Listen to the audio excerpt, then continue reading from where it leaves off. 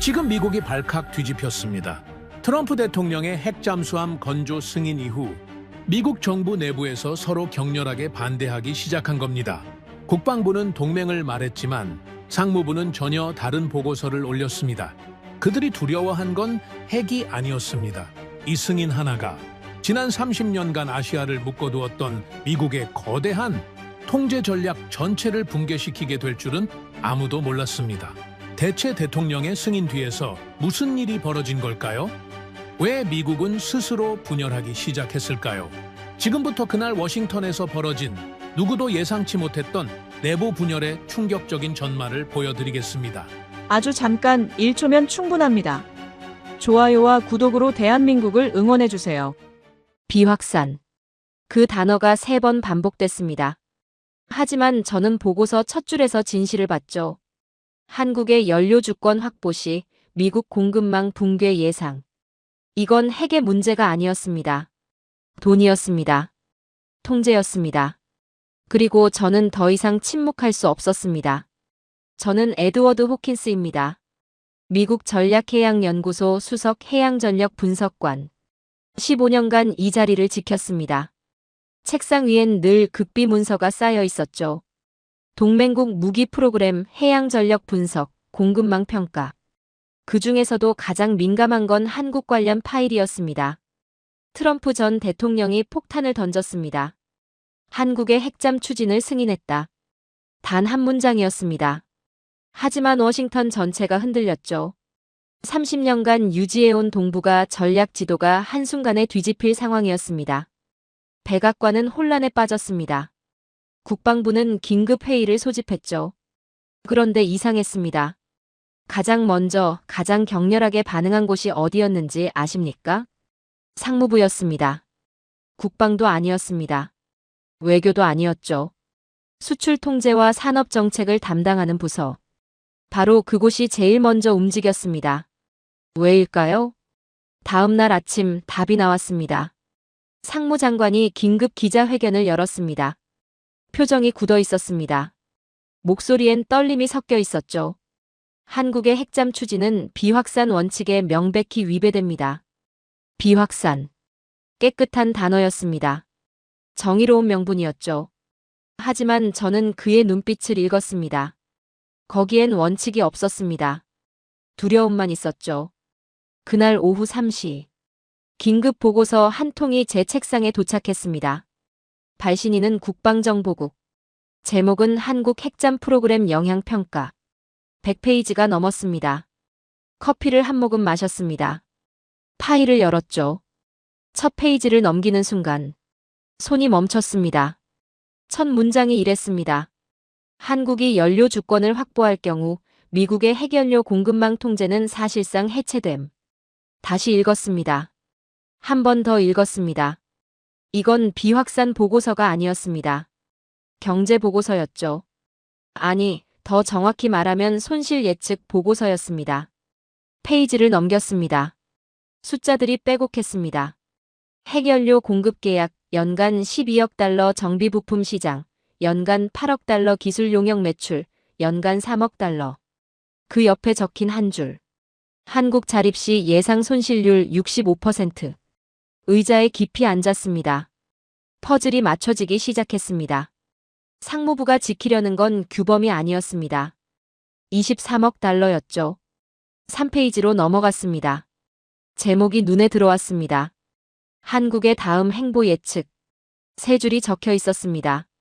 1단계 핵연료 공급 루트 독자 확보 가능성 증가. 2단계 정비 부품 시장 국내화로 미국 기업 매출 타격. 3단계 작전 체계 통합 시 미국 허락 없는 독자 작전 가능. 숨이 막혔습니다. 이건 잠수함 한 척의 문제가 아니었습니다. 한국이 핵잠을 갖게 되면 연료를 독자 관리합니다. 그러면 미국의 공급망 통제가 무너지죠. 정비와 부품도 점차 국내화됩니다. 그러면 미국 기업 수익이 증발하죠. 마지막 단계. 한국이 핵잠과 조기 경보기, 전투기를 하나로 묶는 순간 미국 승인 없이도 독자 작전이 가능해집니다. 통제권 상실. 바로 이게 상무부가 두려워한 것이었습니다. 계속 읽어내려갔습니다. 7페이지엔 더 노골적인 문구가 나왔습니다. 한국의 기술 자립은 미국의 전략적 레버리지를 근본적으로 약화시킴. 레버리지, 영향력, 통제. 결국 같은 뜻이었습니다. 한국을 묶어두던 줄이 끊어진다는 것이었죠. 형광펜을 들어 문장을 그었습니다. 그때 깨달았습니다. 상무부의 반대는 원칙 때문이 아니었습니다. 이익 때문이었죠. 30년간 쌓아온 독점 구조가 무너질까봐 두려워한 겁니다. 오후 5시. 상무부 긴급회의가 소집됐습니다. 회의실로 향했습니다. 복도는 조용했지만 공기는 무거웠죠. 문을 열었습니다. 핵심 라인 5명이 이미 앉아 있었습니다. 표정들이 어두웠습니다. 한 관료가 서류를 넘기고 있었습니다. 다른 관료는 팔짱을 낀 채 천장을 보고 있었죠. 상무부 차관은 손가락으로 테이블을 두드렸습니다. 프로젝터가 켜졌습니다. 화면에 제가 본 그 보고서가 떠올랐습니다. 한국이 연료를 손에 넣으면 누군가 말을 꺼냈습니다. 끝까지 말하지 못했죠. 다른 사람이 마저 말했습니다. 통제 루프가 뒤집힙니다. 침묵.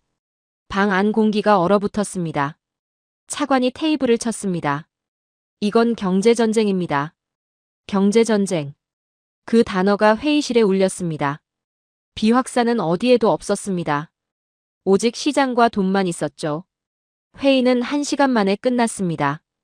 복도로 나왔습니다. 한 고위 관료가 다가왔습니다. 낮은 목소리였습니다. 호킨스, 이해하십니까? 한국이 연료를 독자 관리하면 우리 기업 7곳이 직격탄을 맞습니다. 정비시장이 무너지면 수천 명이 일자리를 잃어요. 그가 잠시 멈췄습니다. 비확산은 명분입니다. 우리가 쓸 수 있는 유일한 명분이죠. 뒤돌아 걸어갔습니다. 더 들을 필요가 없었습니다. 사무실로 돌아왔습니다. 보고서를 다시 펼쳤습니다. 10페이지를 열었죠. 한국의 자립은 미국의 매출을 무너뜨린다. 펜을 들었습니다. 옆에 한 줄을 추가했습니다. 그리고 미국은 그걸 비확산이라 부른다. 저녁 7시. 이메일이 도착했습니다. 에너지부였습니다. 제목 한국 핵잠 관련 공급망 분석. 파일을 열었습니다. 첫 페이지에 표가 나왔습니다. 미국 기업 7곳의 이름. 각 기업의 한국 관련 매출 비중.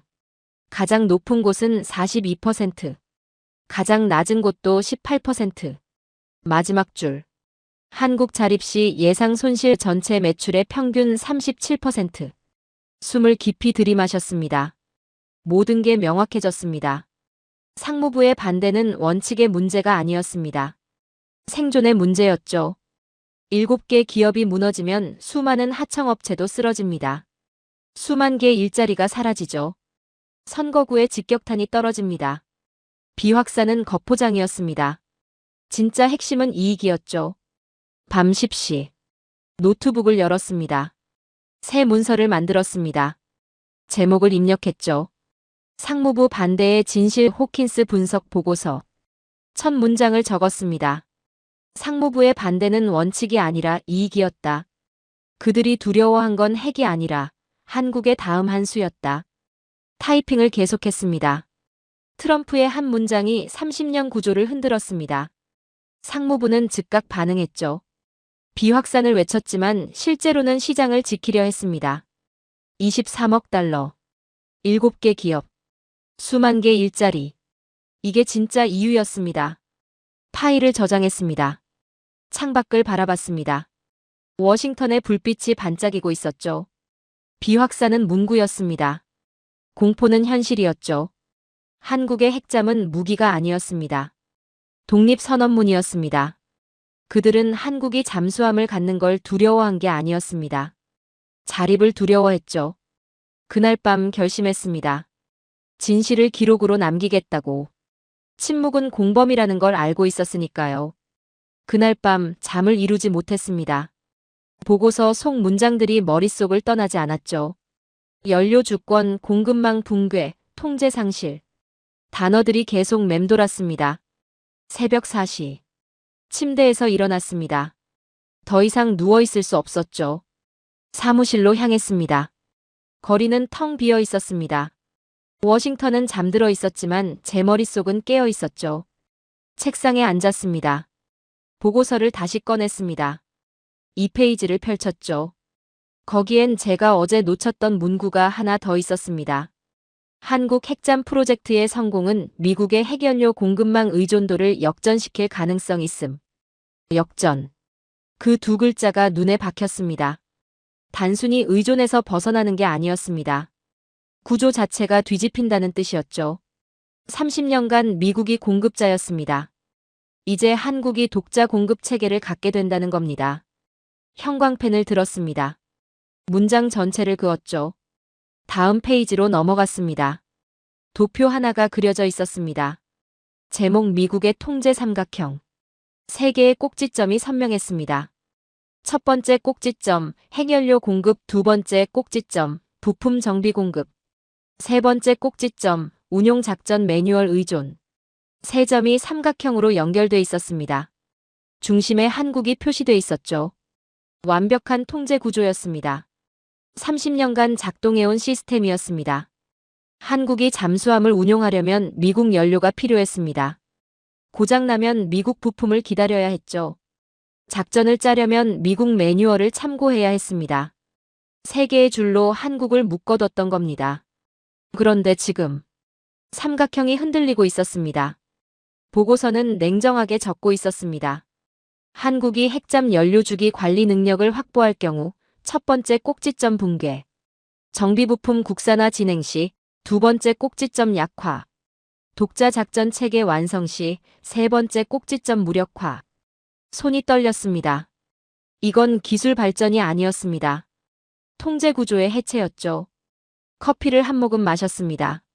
쓴맛이 입안에 퍼졌습니다. 5페이지를 열었습니다. 숫자들이 빼곡했습니다.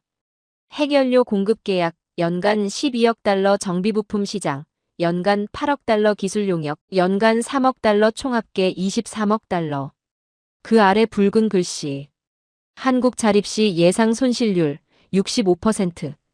계산기를 두드렸습니다. 23억의 65%면 약 15억 달러입니다. 사라지는 겁니다. 증발하죠. 이제 상황이 명확했습니다. 상무부가 지키려는 건 규범이 아니었습니다. 15억 달러였죠. 비확산은 선이 아니었습니다. 방패였습니다. 다음 페이지로 넘어갔습니다. 기업 목록이 나왔습니다. 미국 핵심 방산에너지 기업 7곳.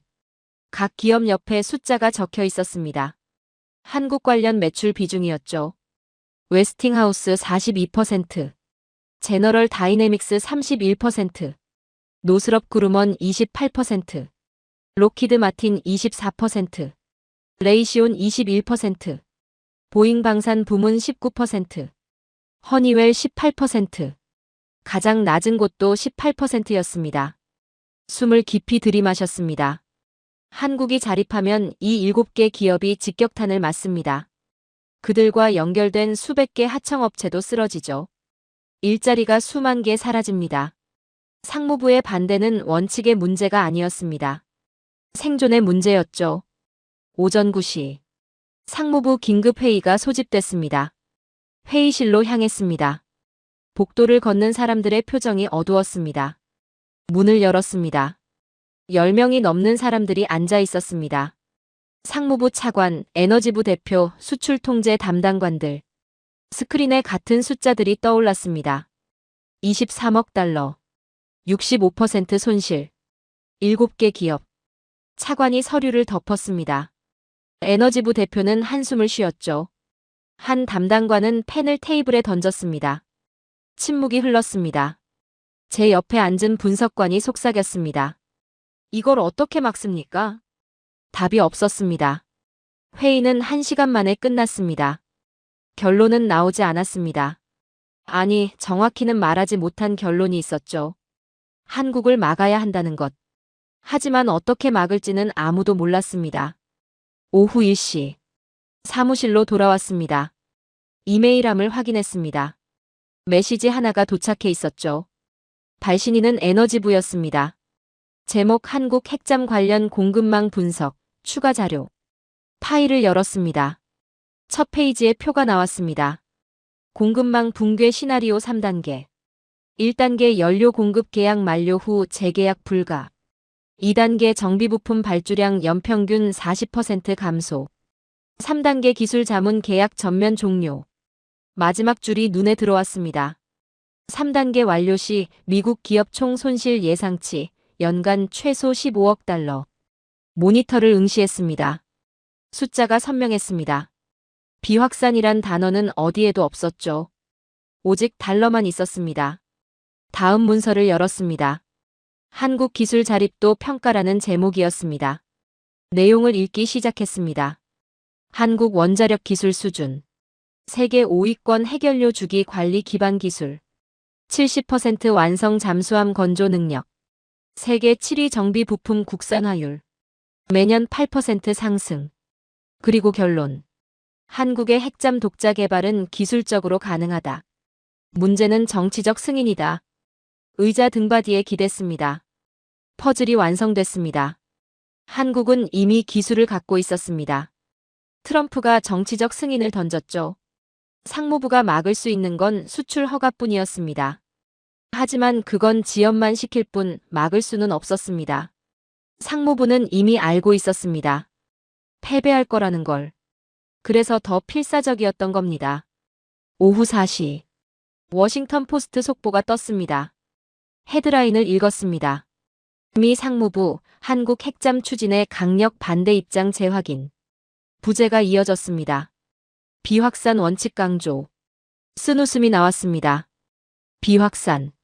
그 깨끗한 단어가 또 등장했습니다. 하지만 진실을 알고 있었습니다. 그 단어 뒤에 숨겨진 23억 달러를, 65%의 손실률을, 7개 기업의 생존을, 수만 개의 일자리를. 비확산은 명분이었습니다. 진짜 핵심은 이익이었죠. 저녁 7시. 노트북을 열었습니다. 새 문서를 만들었습니다. 제목을 입력했습니다. 통제 삼각형의 붕괴, 상무부 내부 분석. 첫 문장을 적었습니다. 상무부의 반대는 비확산이 아니라 시장 방어다. 그들이 두려워하는 건 핵 확산이 아니라 공급망 상실이다. 타이핑을 계속했습니다. 30년간 미국은 세 개의 줄로 한국을 묶었습니다. 연료, 부품, 작전. 쇄골이가 삼각형을 이뤘죠. 완벽한 통제 구조였습니다. 하지만 지금 한국이 그 고리를 하나씩 끊고 있습니다. 연료 주권 확보 가능성 70%. 부품 국산화율 매년 8% 상승. 작전 체계 독자 개발 진행 중. 삼각형이 무너지고 있습니다. 문장을 이어갔습니다. 상무부는 23억 달러를 지키려 합니다. 7개 기업의 생존을 보호하려 하죠. 수만 개 일자리를 유지하려 합니다. 하지만 그들이 쓸 수 있는 단어는 하나뿐입니다. 비확산. 그 단어 뒤에 경제적 동기를 숨깁니다. 마지막 문장을 적었습니다. 비확산은 명분이었고 이익이 본문이었다. 파일을 저장했습니다. 창밖을 바라봤습니다. 워싱턴의 하늘이 어두워지고 있었죠. 상무부는 규범을 말했습니다. 하지만 숫자를 계산하고 있었습니다. 원칙을 외쳤습니다. 하지만 시장을 지키려 했죠. 비확산은 겉포장이었습니다. 진짜는 돈과 통제였습니다. 그리고 한국은 그 두 가지 모두를 흔들고 있었습니다. 다음 날 아침 새로운 문서가 책상 위에 놓여 있었습니다. 국방정보국 발신이었습니다. 제목은 한국 핵잠 프로그램 후속 전망. 120페이지 분량이었죠. 커피를 마시며 파일을 열었습니다. 첫 페이지에 경고 문구가 떠올랐습니다. 본 보고서는 한국의 기술 자립 이후 시나리오를 다룬다. 낙관적 전망이 아닌 현실적 평가다. 페이지를 넘겼습니다.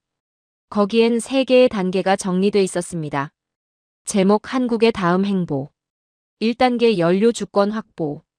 2단계 공급망 이탈. 3단계 작전 자율권 완성. 손이 얼어붙었습니다. 미국은 이미 알고 있었습니다. 한국이 어디로 가는지를. 1단계 섹션을 펼쳤습니다. 한국, 농축 연료 국내 주기 관리 개시 가능성 85%. 숨이 멈췄습니다. 85%라니. 이건 가능성이 아니었습니다. 확정이었죠. 보고서는 계속됐습니다. 한국은 이미 원자력 발전소 20기를 운영하며 연료주기 기술 축적, 농축 우라늄 처리 경험 보유, 핵잠용 고농축 연료 관리는 기술적 장벽 낮음. 그리고 결정적인 한 줄. 한국이 연료 주권을 확보하는 순간 미국의 가장 강력한 통제 레버가 사라진다. 형광펜을 들었습니다. 문장 전체를 그었죠. 이건 미국이 30년간 절대 내주지 않던 마지막 카드였습니다. 연료를 통제하면 모든 걸 통제할 수 있었습니다. 연료 없이는 잠수함이 철덩어리일 뿐이었죠. 하지만 한국이 연료를 독자 생산하면 미국 승인이 필요 없어집니다. 게임이 끝나는 겁니다. 다음 페이지로 넘어갔습니다. 2단계 분석이었습니다. 한국의 공급망 이탈 시나리오. 3가지 사례가 나열돼 있었습니다. 첫 번째, 조기경보 통제기. 플랫폼은 해외 도입, 그러나 핵심 장비는 국내 조립. 탐지 레이더. 한국 자체 개발 전투관리 체계, 한국 통합 시스템 통신 장비, 국산화 95%. 보고서의 평가가 냉정했습니다. 한국은 껍데기만 수입하고 심장은 스스로 만들었다. 그 문장을 다시 읽었습니다. 껍데기와 심장. 정확한 표현이었습니다. 두 번째 사례 전투기. 엔진은 미국산, 그러나 나머지는 국내 개발. 국산화율 65%. 레이더, 항전 장비, 무장 체계 모두 한국 기술. 핵심 문구가 나왔습니다. 엔진만 교체하면 완전 독립 가능. 한국은 이미 자체 엔진 개발 착수. 펜을 놓았습니다. 한국은 따라오지 않았습니다. 설계를 다시 쓰고 있었죠. 세 번째 사례 수리온 헬기. 주기어박스 국산화 성공. 세계 세 번째 독자 개발국. 정비기간 90일에서 45일로 단축. 유지비 80% 절감. 보고서는 이렇게 적고 있었습니다. 미국과 유럽이 독점하던 시장에 한국이 진입했다. 이는 기술 성취가 아니라 산업 구조의 변화다. 의자에 기댔습니다. 2단계도 명확했습니다. 한국은 부품이 아니라 구조를 바꾸고 있었습니다. 다음 섹션을 열었습니다. 3단계. 작전 자율권. 페이지를 넘기는 손이 떨렸습니다. 한국 독자 작전 체계 완성 시 예상 시나리오. 청사진이 그려져 있었습니다. 핵잠, 은밀 타격 능력 조기 경보기, 공중 감시망 전투기, 신속 대응 전력. 이 세 개가 하나의 네트워크로 연결될 때 한국은 탐지부터 타격까지 독자 수행 가능. 보고서는 이어졌습니다. 미국 승인 불필요. 미국 정보 공유 불필요. 미국 작전 매뉴얼 의존도 제로. 그리고 마지막 문장. 한국이 전력 루프를 독립하면 미국은 동북아에서 명령권자가 아니라 협력자로 전락한다. 그 문장 앞에서 멈췄습니다. 명령권자에서 협력자로. 이건 위상 변화가 아니었습니다. 권력 구조의 붕괴였죠. 다음 페이지엔 지도가 나왔습니다. 기존 구조가 점선으로 표시돼 있었습니다. 미국 중심. 한국과 일본이 연결돼 있었죠. 화살표는 모두 미국에서 출발했습니다. 그 옆에 새로운 지도. 한국이 독립 노드로 표시돼 있었습니다. 화살표가 한국에서 사방으로 뻗어 있었죠. 미국은 여전히 중심에 있었지만 연결선이 얇아져 있었습니다. 보고서는 설명했습니다. 한국의 독립작전 능력 확보는 미국의 영향력을 40% 감소시킬 것으로 예상된다. 40%. 거의 절반이었습니다. 마지막 페이지로 넘어갔습니다. 결론 섹션. 제목이 굵은 글씨였습니다. 한국의 전력 루프 독립은 가정이 아니라 진행이다. 그 단어에 밑줄을 그었습니다. 진행. 이미 움직이고 있다는 뜻이었죠. 마지막 문단을 읽었습니다. 한국은 연료를 확보하고 공급망을 재편하고 작전 체계를 통합할 것이다. 이는 예측이 아니라 관찰이다. 미국이 선택할 수 있는 건 저항이 아니라 적응이다. 보고서를 덮었습니다. 조용히 중얼거렸습니다. 우리가 두려워한 것은 잠수함이 아니었다. 한국의 다음 한 수였다. 창밖을 바라봤습니다. 워싱턴의 하늘은 흐렸습니다. 상무부는 비확산을 외쳤습니다. 하지만 진짜 공포는 따로 있었죠. 연료 주권, 공급망 이탈, 작전 자율. 이 세 단계가 완성되면 미국의 통제는 끝납니다. 그리고 한국은 이미 움직이고 있었습니다. 노트북을 열었습니다. 새 문서를 만들었죠. 제목을 입력했습니다. 한국 전력 독립 가능성 평가 호킨스 최종 분석. 첫 문장을 적었습니다. 미국은 한국이 따라올 거라 믿었다. 그러나 한국은 새로운 길을 만들고 있다. 타이핑을 계속했습니다. 연료 주권은 시간 문제다. 기술은 이미 85% 확보됐다. 공급망은 재편 중이다. 조기 경보기, 전투기, 헬기. 모두 국산화 진행 중이다. 작전 체계는 통합 단계에 진입했다. 미국의 승인은 더 이상 필수가 아니다. 문장을 마무리했습니다. 한국의 독립은 배신이 아니라 성장이다. 우리가 막을 수 있는 건 아무것도 없다. 파일을 저장했습니다. 한국은 연료를 묻고 정비를 묻고 작전을 묶는 중이었습니다. 세 개의 고리가 하나로 연결되는 순간 미국의 레버는 무력화됩니다. 상무부는 그걸 알고 있었습니다. 그래서 필사적이었던 겁니다. 하지만 이미 늦었습니다. 사흘 후 워싱턴에 균열이 생겼습니다.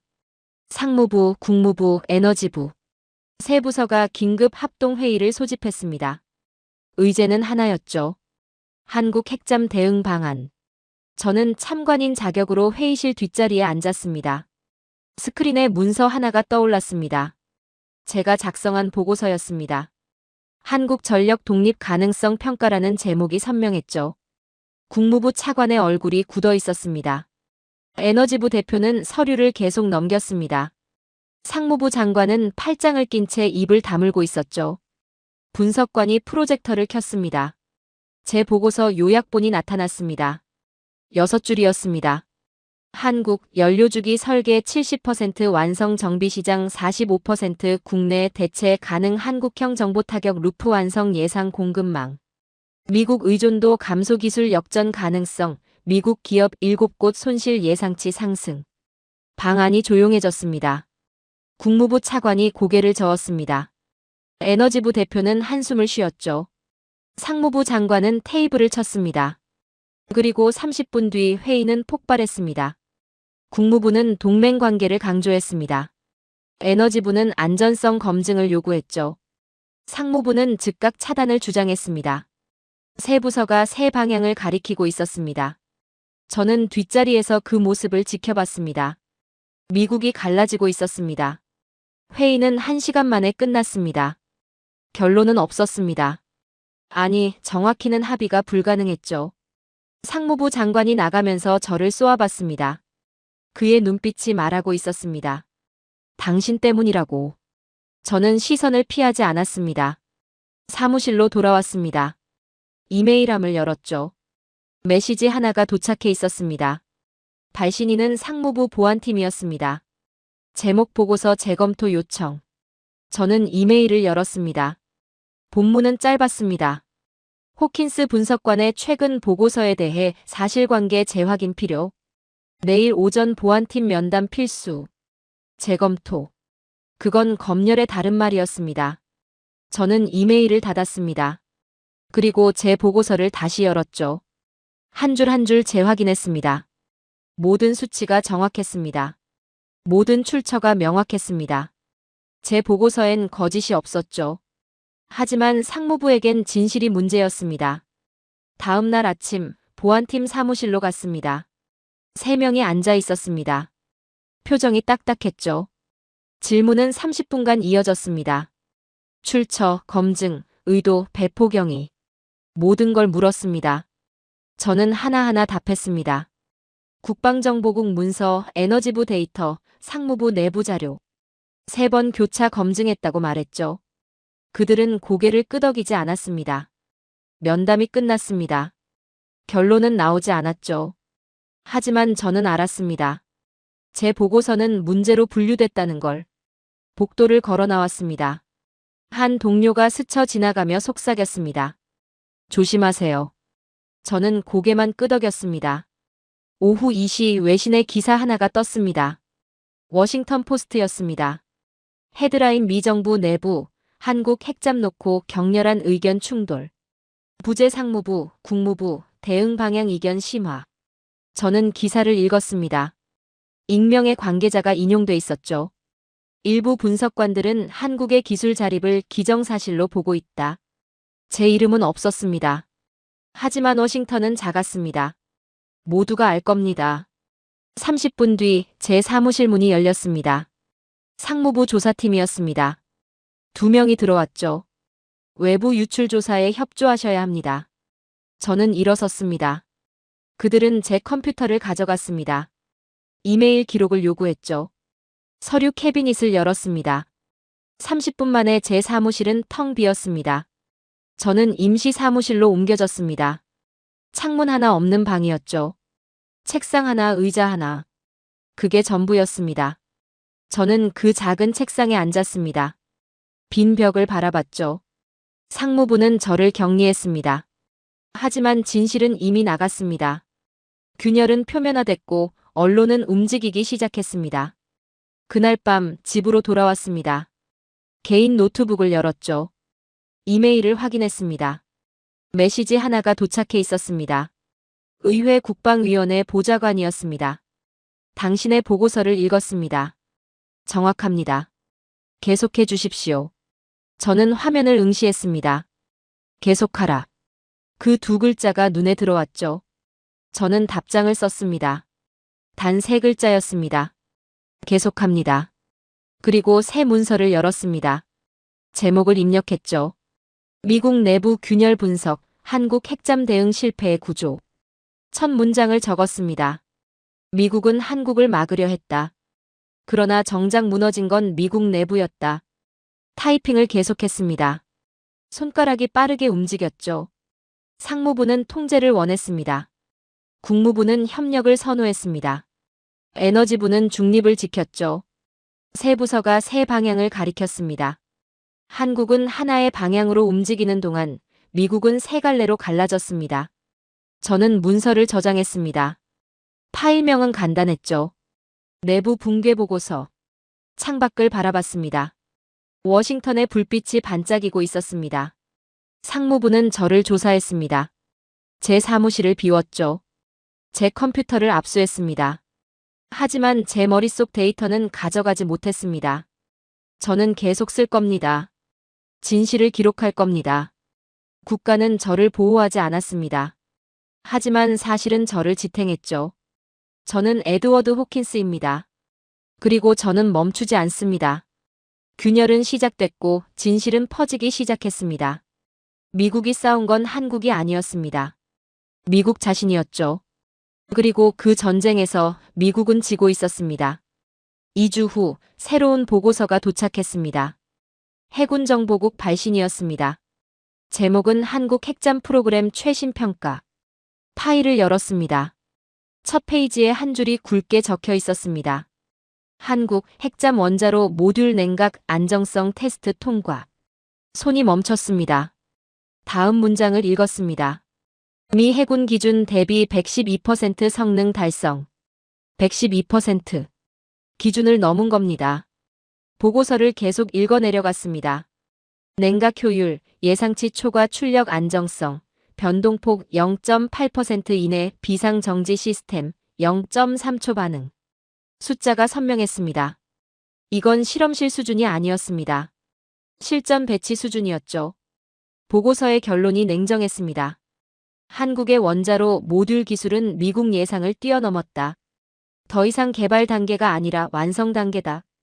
의자에 깊이 앉았습니다. 상무부는 한국이 10년은 걸릴 거라 예측했습니다. 하지만 한국은 3년 만에 해냈죠. 미국의 시간표가 틀렸습니다. 다음 페이지로 넘어갔습니다. 한국형 조기경보통제기 최종 계약 체결. 세부 내용을 읽었습니다. 플랫폼, 외국산 기반 탐지 레이더, 한국 자체 개발 전투관리 체계, 한국 독자 통합 데이터 링크, 국산화 98%. 그리고 결정적인 문구. 핵심 장비의 95%가 한국 기술로 구성됨. 형광펜을 들어 그 숫자를 그었습니다. 95%. 한국은 껍데기만 수입했습니다. 심장은 스스로 만들었죠. 보고서는 이어졌습니다. 한국은 공중작전의 지휘 통제권을 완전히 독자 보유한다. 미국 승인이나 기술 지원 없이 독립작전 가능. 그 문장을 다시 읽었습니다. 독립작전. 무거운 단어였습니다. 한국이 조기 경보기를 독자 운용하면 미국은 더 이상 정보 우위를 점할 수 없습니다. 탐지부터 판단까지 한국 손에 들어가는 겁니다. 통제의 두 번째 고리가 끊어지는 순간이었죠. 다음 문서를 열었습니다. 수리온 헬기 주기어박스 국산화 성공 세계 시장 파장 분석. 내용을 읽기 시작했습니다. 한국 항공우주산업, 세계 세 번째 주기어박스 독자 개발국 등극. 기존 독점. 미국, 프랑스 신규 진입 한국. 성능 비교표가 나왔습니다. 정비주기 미국 제품 대비 120% 연장 무게, 15% 경량화 가격 40% 절감. 마지막 줄이 눈에 들어왔습니다. 유럽 및 중동 5개국, 한국산 기어박스 도입 검토 중. 숨을 깊이 들이마셨습니다. 이건 기술 성공이 아니었습니다. 시장 구조의 변화였죠. 30년간 미국과 프랑스가 나눠먹던 시장에 한국이 들어왔습니다. 더 좋은 성능, 더 낮은 가격으로 말이죠. 보고서는 냉정했습니다. 한국의 항공 부품 산업은 더 이상 조립 단계가 아니다. 설계와 제조를 완전히 장악했다. 미국 기업 시장 점유율은 향후 5년간 연평균 8% 감소 예상. 계산기를 두드렸습니다. 연 8%씩 5년이면 40%가 증발합니다. 상무부가 두려워한 게 바로 이거였습니다. 오후 3시 새 이메일이 도착했습니다. 국방부 산하 싱크탱크에서 보낸 긴급 분석이었죠. 제목 한국 국방기술 자립도 재평가. 파일을 열었습니다. 표 하나가 나왔습니다. 분야별 자립도 변화. 2020년 대비 2025년 항공 48%에서 67%로, 해양 52%에서 71%로, 정비부품 41%에서 63%로, 작전체계 39%에서 58%로, 평균 상승률 연 4.2%. 예측 그래프가 이어졌습니다. 2030년 예상 자립도 평균 82%. 그래프를 응시했습니다. 선이 가파르게 올라가고 있었죠. 82%. 거의 완전 독립 수준이었습니다. 보고서 말미의 결론. 한국의 기술 발전 속도는 미국 예측 모델을 지속적으로 초과하고 있다. 이는 일시적 현상이 아니라 구조적 변화다. 구조적 변화. 그 단어에 밑줄을 그었습니다. 이건 운이 아니었습니다. 전략이었죠.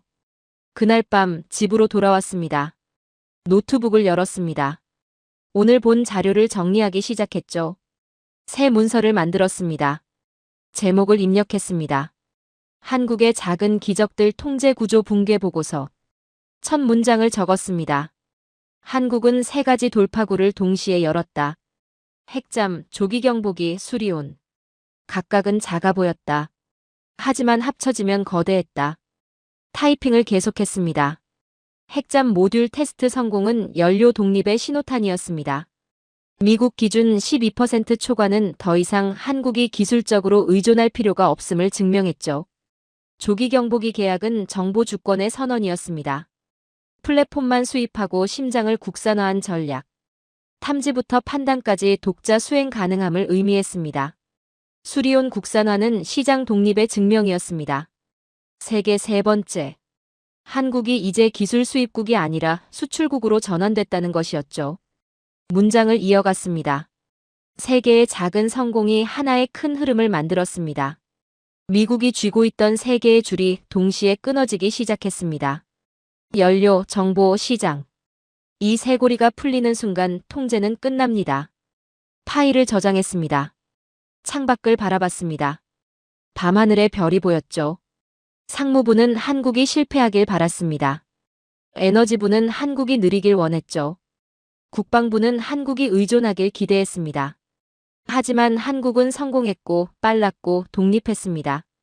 보고서에 마지막 문장을 추가했습니다. 작은 기적들이 제국의 벽을 흔들고 있다. 한국은 기술을 배운 게 아니라 체계를 다시 썼다. 모니터를 끄고 일어섰습니다. 한국의 속도는 미국 보고서를 낡게 만들었습니다. 이제 미국이 해야 할 일은 통제가 아니었습니다. 인정이었죠. 일주일 후 보고서가 기밀로 재분류됐습니다. 상무부 결정이었습니다. 이유는 명시되지 않았죠. 하지만 알았습니다. 기밀은 진실을 숨길 때 쓰는 단어였습니다. 아침 9시 보안팀 2명이 왔습니다. 손에 봉투를 들고 있었죠. 최근 작성하신 보고서 모두 회수합니다. 일어나지 않았습니다. 그저 지켜봤죠. 책상 위 문서들이 상자에 담겼습니다. 서랍이 열렸습니다. 파일 캐비닛도 비워졌죠. 30분 만에 5년치 자료가 사라졌습니다. 다음은 컴퓨터였습니다. 이메일 발송 권한 제한. 외부 연락 모두 보안팀 사전 승인 대상. 빈 책상을 바라봤습니다. 상무부가 두려워하는 건 명확했습니다. 진실의 확산이었죠. 오후 2시 30분 모니터에 알람이 떴습니다. 로이터 속보였습니다.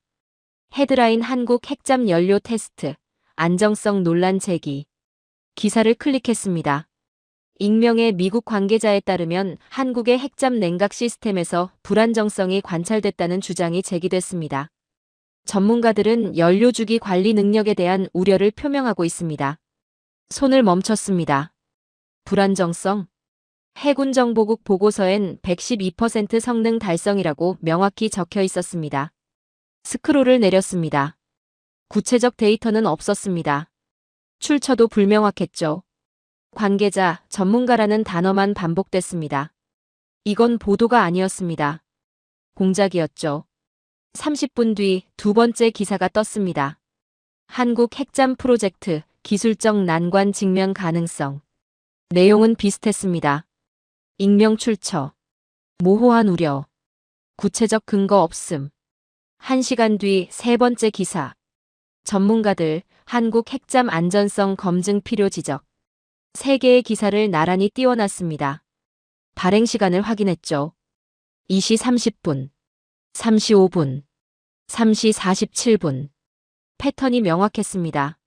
같은 시간대, 같은 논조, 같은 익명 출처. 우연이 아니었습니다. 조직적 정보전이었죠. 누군가 계획적으로 한국을 흔들고 있었습니다. 백업 파일을 열었습니다. 해군정보국 보고서를 다시 확인했죠. 냉각 효율 예상치 112% 달성 출력 안정성. 변동폭 0.8% 이내 비상정지 시스템. 0.3초 반응 1000시간 연속 가동 테스트 이상 무. 모든 수치가 기준을 초과했습니다. 불안정성은 어디에도 없었죠. 외신에 흘러나온 정보는 완전한 조작이었습니다. 의자에 기댔습니다.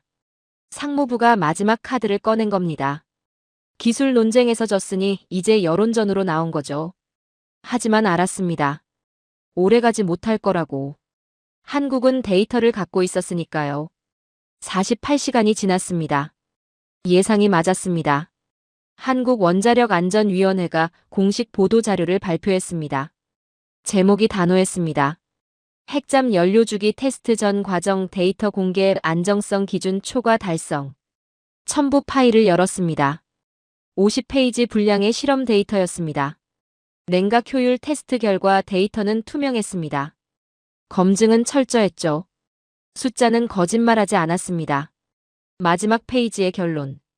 외신 보도는 사실무근. 모든 안전성 기준 충족 및 초과.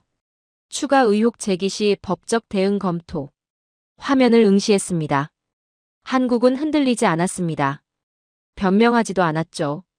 말이 아니라 데이터로 답했습니다. 그리고 그 데이터는 완벽했습니다. 외신 논란은 24시간 만에 사그라들었습니다. 조작된 의혹은 50페이지 숫자 앞에서 무너졌습니다. 로이터는 정정 기사를 냈습니다. 다른 통신사들도 후속 보도를 멈췄죠. 상무부는 침묵했습니다. 그 주 금요일 이메일에 공문이 도착했습니다. 상원 군사위원회였습니다. 비공개 청문회 증인 출석 요청, 호킨스 분석관. 일시가 적혀 있었습니다. 다음 주 월요일 오전 10시. 화면을 읽었습니다. 결심했습니다. 본 것을 말하겠다고. 주말 동안 증언 자료를 준비했습니다. 데이터를 정리했죠. 그래프를 만들었습니다. 사실만 담았습니다. 한국은 연료 주권 확보 문턱에 도달했다. 정비부품 독점은 이미 깨졌다. 국산화율은 매년 8% 상승 중이다. 향후 5년 동북아 전력 구도가 변한다. 미국이 막을 수 있는 건 없다. 월요일 아침 국회의사당으로 향했습니다. 경비를 통과했습니다. 복도를 걸었죠. 회의실 문 앞에 섰습니다. 문이 열렸습니다. 회의실은 작았습니다. 의원 5명이 반원형 테이블에 앉아 있었죠. 참모 3명이 뒤에 서 있었습니다. 앞에 마이크 하나가 놓였습니다. 준비해온 자료를 펼쳤습니다. 12장이었습니다. 2시간 동안 말했습니다. 한국의 기술 현황, 자립도 변화 추이, 시장 파급 효과, 전략적 함의. 숫자로 말했습니다. 팩트로 증언했죠. 의견이 아니라 데이터를 제시했습니다. 의원들의 표정이 바뀌었습니다. 처음엔 회의적이었습니다. 그러다 진지해졌죠. 마지막엔 침묵했습니다. 저항에서 체념으로, 체념에서 수긍으로. 청문회가 끝났습니다. 계단을 내려왔습니다. 워싱턴의 하늘은 흐렸죠. 미국은 한국을 시험했습니다. 정보를 차단했습니다. 여론을 왜곡했죠. 외신을 통해 의혹을 퍼뜨렸습니다. 하지만 한국은 데이터로 반박했습니다. 50페이지 팩트로 답했죠. 흔들리지 않았습니다. 시험에서 무너진 건 한국이 아니었습니다. 미국의 전략이었죠. 그날 밤 책상에 앉았습니다. 보고서를 열었습니다. 회수당했던 파일의 백업본이었죠. 마지막 페이지로 갔습니다. 한 문장을 추가했습니다. 우리가 두려워한 건 핵이 아니라 한국의 자존이었다. 그 문장을 여러 번 읽었습니다. 자존. 그 단어가 모든 걸 설명했습니다. 한국은 승인을 구하지 않았습니다. 능력을 증명했죠. 한국은 변명하지 않았습니다. 데이터를 내놨습니다. 한국은 흔들리지 않았습니다. 기준을 만들었죠. 파일을 저장했습니다. 창밖을 바라봤습니다. 밤이 깊어가고 있었죠. 기밀 분류는 진실을 막을 수 없었습니다. 조작된 의혹은 데이터를 이길 수 없었습니다. 한국은 시험을 통과했습니다. 그리고 미국은 배웠습니다. 통제의 시대는 끝나가고 있었습니다. 7장. 3주 후 한국이 발표했습니다. 국방부 대회의실.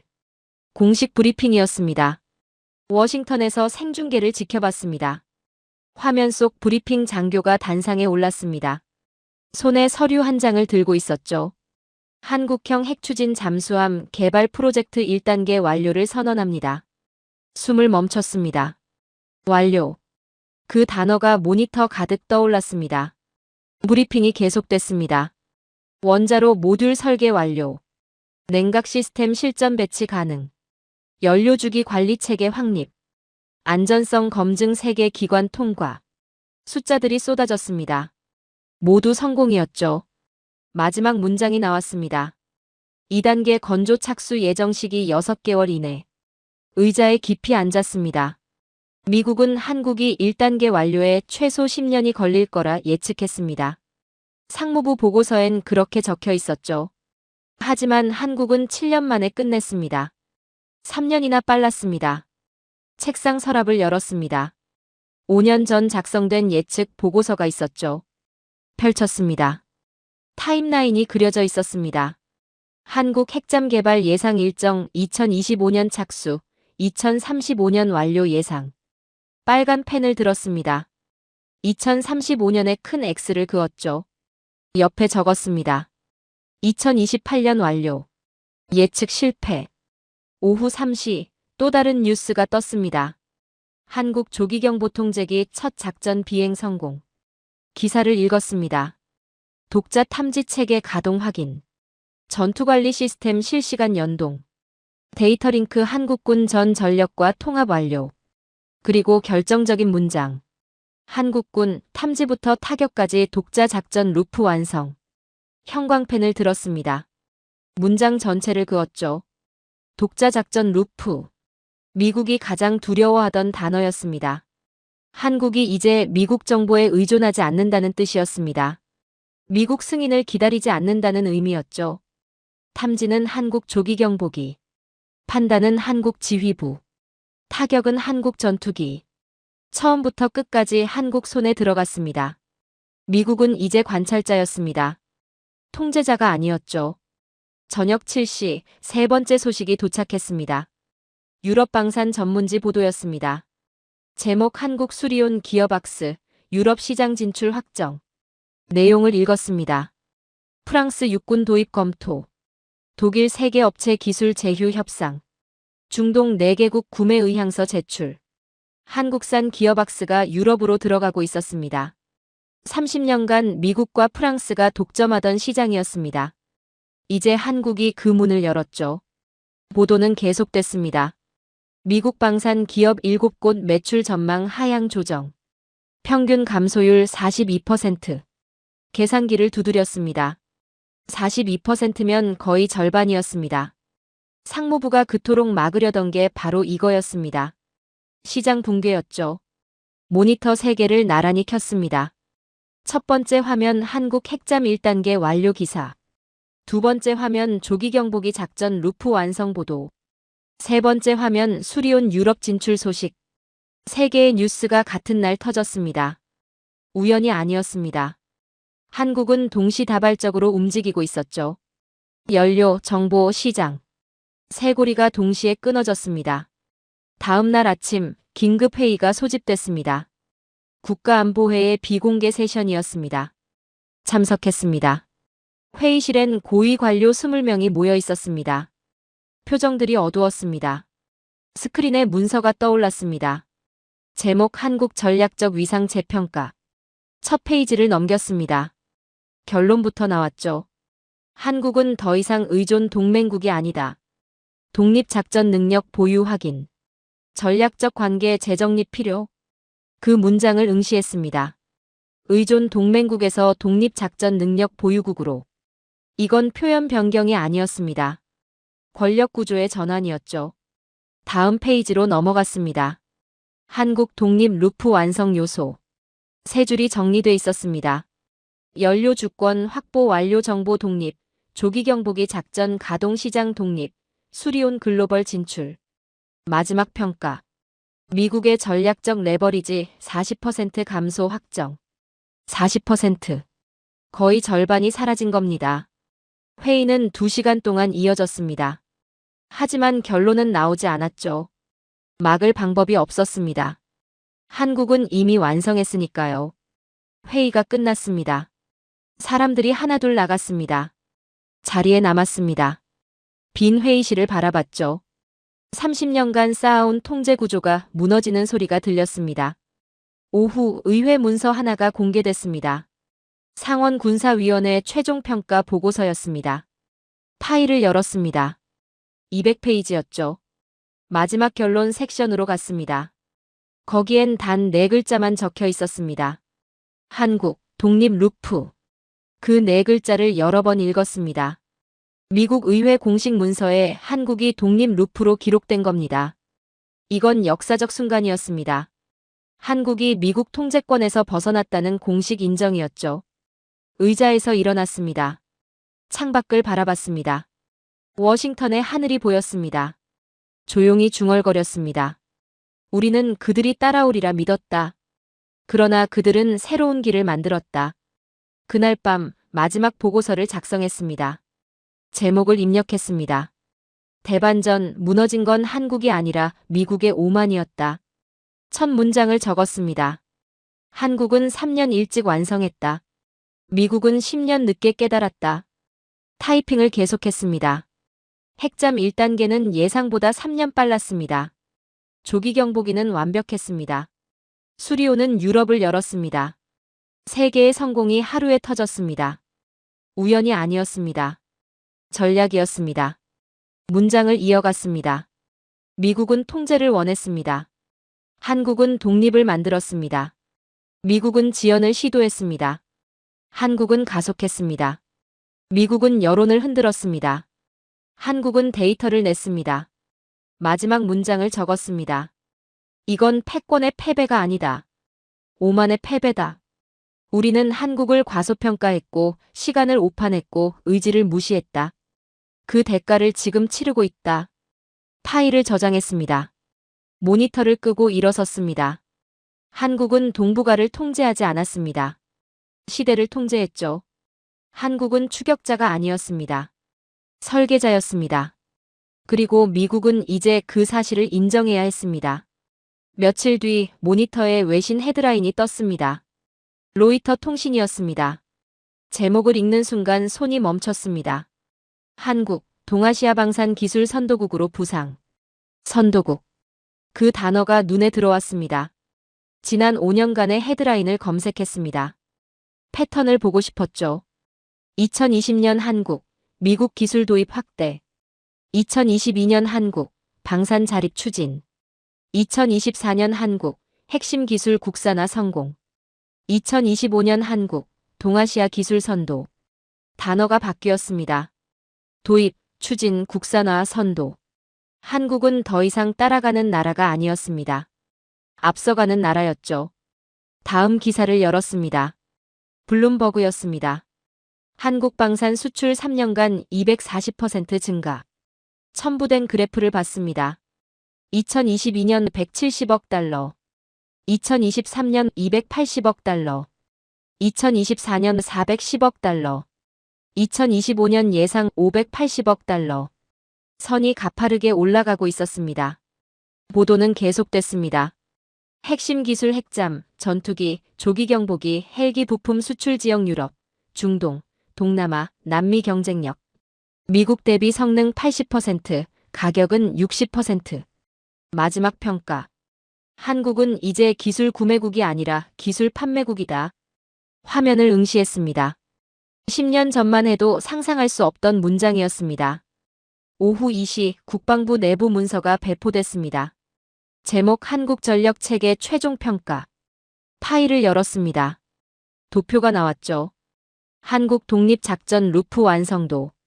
핵잠 1단계 완료, 2단계 착수 조기경보기 실전 배치 완료 전투기 국산화율 67%, 작전 가능 고속기동 헬기 부품 독립 완료. 그 아래 한 줄. 상기 전력의 통합 네트워크 구축 완료. 한국군 독자 작전 수행 가능.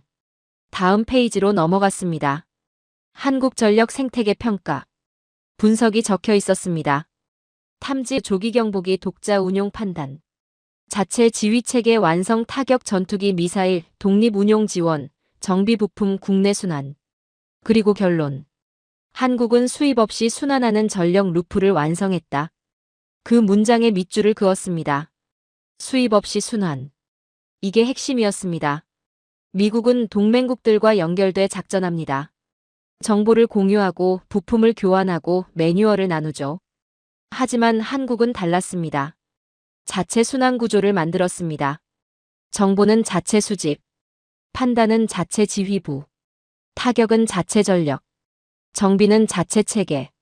처음부터 끝까지 한국 안에서 돌아갔습니다. 문서를 계속 읽었습니다. 다음 섹션 제목이 나왔습니다. 미국 전략 문서 수정 내역. 페이지를 넘겼습니다. 비교표가 나왔죠. 기존 분류 한국, 의존형 동맹국 수정 분류 한국, 독립형 전략 행위자. 기존 평가 미국 승인 필수 수정 평가 독자 결정 가능. 기존 관계 지휘 통제 관계 수정 관계 협력 조율 관계. 숨을 깊이 들이마셨습니다. 미국 국방부가 공식 문서를 수정한 겁니다. 한국의 위상을 다시 정의했죠. 의존에서 독립으로, 승인에서 결정으로, 통제에서 협력으로. 이건 표현 변경이 아니었습니다. 권력 구조의 인정이었죠. 마지막 페이지로 갔습니다. 최종 결론. 한 문단이 적혀 있었습니다. 한국의 국방기술 자립은 동북아 전략 환경을 근본적으로 변화시켰다. 미국은 더 이상 한국을 통제할 수 없다. 이제 협력해야 한다. 이는 패배가 아니라 현실이다. 그 문장을 여러 번 읽었습니다. 패배가 아니라 현실. 미국은 드디어 인정한 겁니다. 그날 저녁 워싱턴 시내를 걸었습니다. 백악관이 보였습니다. 국회의사당도 보였죠. 국방부 건물도 눈에 들어왔습니다. 이 건물들 안에서 30년간 한국을 통제했습니다. 연료를 쥐고 부품을 쥐고 정보를 쥐고. 하지만 이제 그 줄들이 끊어졌습니다. 한국은 연료를 독자 관리합니다. 부품을 스스로 만들죠. 정보를 직접 수집합니다. 통제는 끝났습니다. 걸음을 멈췄습니다. 하늘을 올려다봤죠. 별이 보였습니다. 그 순간 깨달았습니다. 한국이 만든 건 잠수함이 아니었습니다. 미래였죠. 핵잠은 시작이었습니다. 조기경보기는 확장이었죠. 수리오는 증명이었습니다. 세 개가 합쳐져 하나의 메시지를 만들었습니다. 우리는 독립한다. 집으로 돌아왔습니다. 마지막 보고서를 열었습니다. 제목을 수정했습니다. 새로운 질서의 탄생. 한국은 의지의 나라다. 첫 문장을 다시 썼습니다. 한국은 기술의 나라가 아니다. 의지의 나라다. 타이핑을 계속했습니다. 기술은 배울 수 있습니다. 시간이 걸리지만 가능하죠. 하지만 의지는 다릅니다. 의지는 배울 수 없습니다. 스스로 만들어야 합니다. 한국은 그 의지를 보여줬습니다. 10년 걸릴 거라던 핵잠을 7년 만에 완성했습니다. 불가능하다던 조기경보기를 독자 운용했죠. 독점 시장이던 헬기 부품을 유럽에 팔았습니다. 모두 의지의 결과였습니다. 문장을 이어갔습니다. 미국은 한국을 과소평가했습니다. 기술을 받지 의지를 보지 못했죠. 시간표를 만들었지만 결심을 읽지 못했습니다. 그 대가가 지금입니다. 마지막 문장을 적었습니다. 한국의 전력은 수입이 아니라 결심으로 움직인다. 그리고 결심을 가진 나라를 누구도 멈출 수 없다. 파일을 저장했습니다. 창밖을 바라봤습니다. 밤이 깊었습니다. 역사가 조용히 방향을 틀고 있었습니다. 한국은 동북아를 바꾸지 않았습니다. 시대를 바꿨습니다. 한국은 추격하지 않았습니다. 설계했습니다. 한국은 허락을 구하지 않았습니다. 능력을 증명했습니다. 그리고 이제 세계는 통제를 연구하지 않습니다. 한국의 자립 모델을 연구합니다. 컴퓨터를 껐습니다. 5년간의 여정이 끝났습니다. 처음 트럼프의 발언을 들었을 때 믿지 않았습니다. 상무부 보고서를 읽었을 때 충격받았습니다. 한국의 성공을 봤을 때 경외했습니다. 그리고 지금 인정합니다. 한국은 의지의 나라입니다. 오늘 사연에 대한 여러분의 생각을 댓글로 남겨주세요. 오늘 들려드린 사연에 공감하셨다면 구독과 좋아요 눌러주시고 주변 분들과도 공유해주세요. 여러분의 작은 관심과 응원이 영상 제작에 큰 힘이 됩니다. 오늘도 여러분의 하루의 작은 즐거움이라도 되었기를 바라며 지금까지 감동뭉클이었습니다. 끝까지 시청해주셔서 감사합니다. 다음에 더 감동적인 사연으로 찾아뵙겠습니다.